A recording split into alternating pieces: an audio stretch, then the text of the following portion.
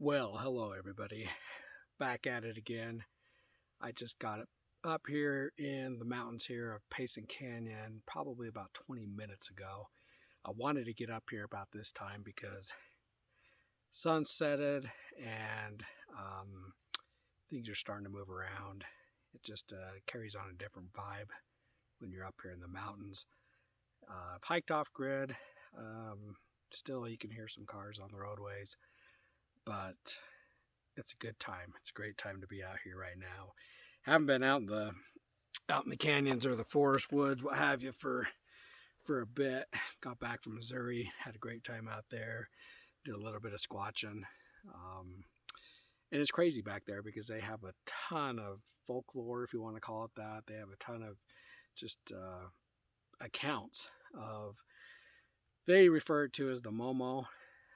It's another name for Sasquatch, Bigfoot, and they come in different variations and what have you. So it's interesting to talk to the people about that back in that neck of the woods. Beautiful area back there, tons of trees, just amazing. If the humidity wasn't so bad, it would be more enjoyable. But boy, it was hot. It's hotter than the dickens out there. But now we're back here in Utah, and this is crazy because it's warm during the daytime, and now that the sun is set, here I am in a jacket. And gosh, well, a few more minutes and not to be able to see me on the camera. But it was interesting because today I was talking to a gentleman who has had an experience, him and both his adult sons, over in the Schofield area, which is probably about an hour and a half away from, well, not even an hour and a half, probably an hour from where we are here in Payson. And it's interesting because we got talking, and he says, I don't tell my story to a lot of people, and I'm glad that I told my story to you. And he says, well, I appreciate that because I know what it takes for people to come forward and tell their accounts that they've had, because it's not easy. Just as he put it, that when he starts to talk about it, he can pretty much tell within the first few seconds whether or not that person is going to be receptive or just kind of laugh and kind of think, yeah, whatever. And so he just refrains from even telling the story because he is tired of getting that type of response. But then he furthermore states that, it doesn't matter what people think. And it's true. It doesn't matter what people think. And this is a credible guy, both him and his sons. And I have no reason to believe or rather disbelieve what they're telling me, just as I've had experiences out here in the woods.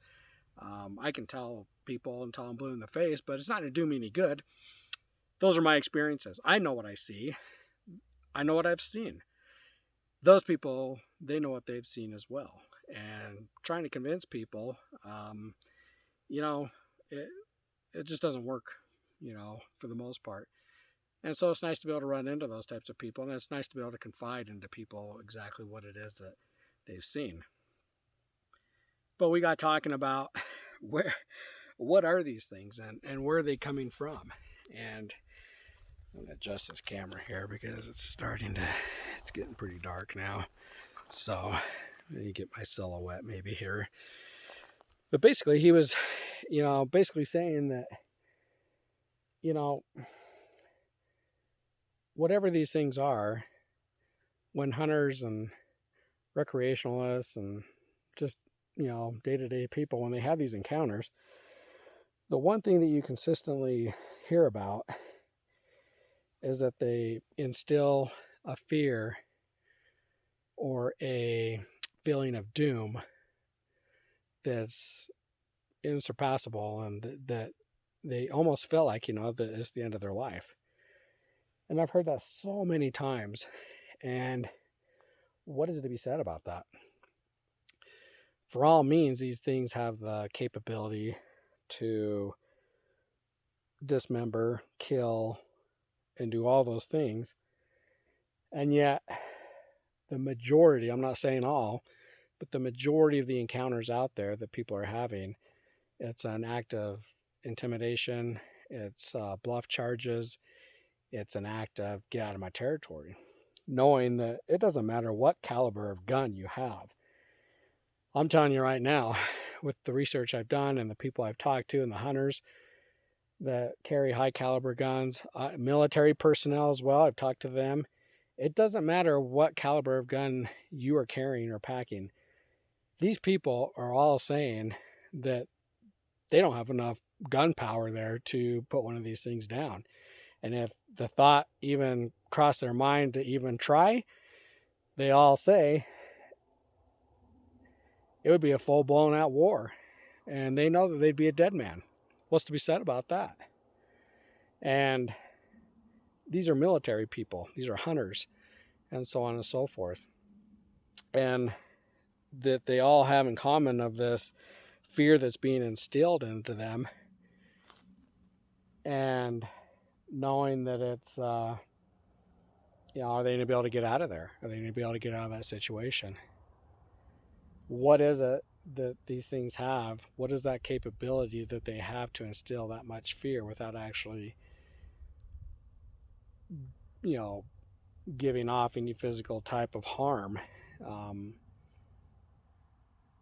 I don't know. I don't know what's to be said about that. It's very fascinating. It's very interesting.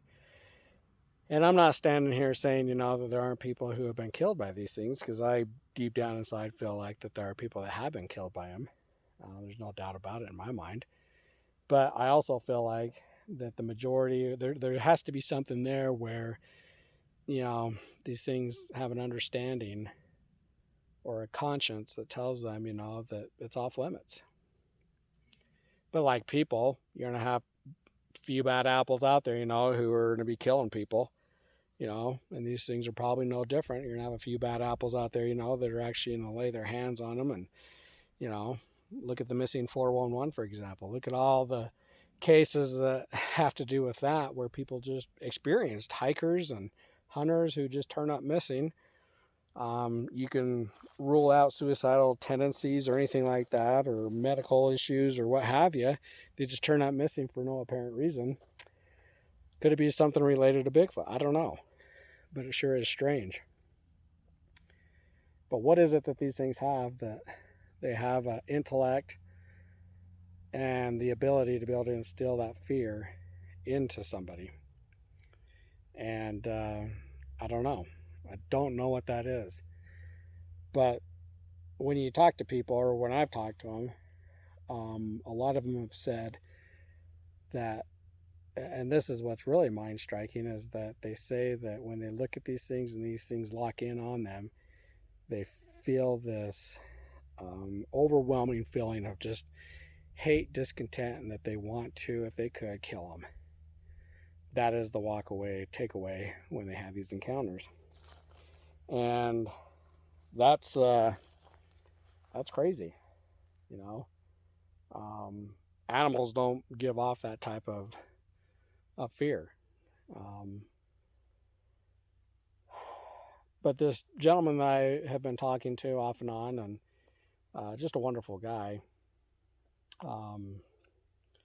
Again, we had a lengthy conversation today about this, and it's just fascinating because we don't know. Nobody knows what these things are and what their purpose is. What is the purpose of these things? And,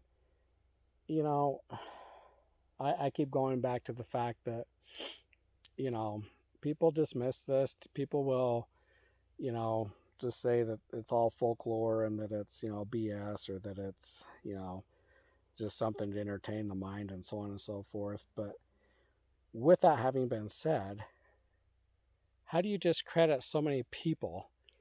And these people, are credible, meaning that they hold high-ranking positions, whether it's military, law enforcement, education, political status, religious status. All those things have, all these people. It's not a biased thing, It's it affects everybody, And are we just going to sit back and say, well, everybody's just, for the lack of better terms, batshit crazy? No. You can't say that. And for the naysayers out there, which there are a lot, um, the only thing I can say is that nobody's here to convince you. You got to figure stuff out for yourself. But to be so close minded, and I've said it again and again and again, to think for 1 minute, that we have discovered everything that there is to discover here on this planet, let alone other planets in our own universe and so on and so forth. If you think for a minute that this is it, you've got your head in the sand. I'll just say that. You've got your head in the sand, and you've obviously not really taken interest in the things around you. And that's the problem, is that people are so set in the culture that they live in. They're so set in how things are in their culture that if you haven't experienced anything outside of that, I can understand why somebody would say that. But it's ignorance. It's all it is ignorance. And, just as, that person has a true conviction of something where somebody else may think that it's complete bullshit, hey, when people have these encounters, they're just entitled, to have that same conviction. They know what they saw. They're not crazy. They're not. So, like I say, it's fascinating. It's interesting. But my point in this conversation is that, what is it that these things have ability-wise to instill that fear into people, whether you're armed or unarmed. And I'm out here tonight. I don't have a gun on me. I don't even have a flashlight on me. I'm just kind of out here cold turkey. And is that stupid? I don't know. People are going to say probably, yeah. 9 out of 10 times I'm out here, I'm armed up to the T. Not because of Bigfoot, because that's, I don't feel like I've got enough of anything, to protect me, in a life-threatening situation against that. But in terms of just the wildlife out here, yeah. But, again, it's a fascinating subject matter, and it perplexes, my mind beyond belief. I've looked at this from a scientific perspective. I've looked at it from a political perspective. I've looked at it from a religious perspective, and I bring all those together, and it just makes it more confusing. It makes it more complex. And are there things in this world that we're just not supposed to know or understand about? I have that belief system that yes. Will those things be down the road, be known to us by a higher power? I have a belief system that says yes. My mortal mindset, though, tells me that I want to know those answers now, and that can't be the case always. And that's what's frustrating. So until then, we just have the accounts and the experiences that are shared amongst men, women, and children who are out here in the woods, who are having these unbelievable and remarkable experiences, some hostile, and some even very life-threatening. And some, unfortunately, those who have gone missing. And, it's a reality. It's a reality to have your mind open to this type of stuff, because I think there's a great percentage of people who just walk around with their head stuck in the sand, and they don't take note to the things, that are going on. A lot of people don't even know how other countries function. If you've never visited other countries, if you've never seen how other people work or live or survive, or, whether it's in cities or in desolate, farming communities, or in the jungles or whatever of Central and South America, which I've been to, you have no idea, And so the only thing that makes sense, to most people, or that they want to have make sense, is what makes sense in their reality, in their own little culture that they've been exposed to. If you haven't been exposed to much in this world, then, I guess that's understandable why people would be so close-minded. But I'm certainly not one of those people, and I refuse to be one of those people who thinks that, we've got everything figured out. I absolutely refuse to be that person.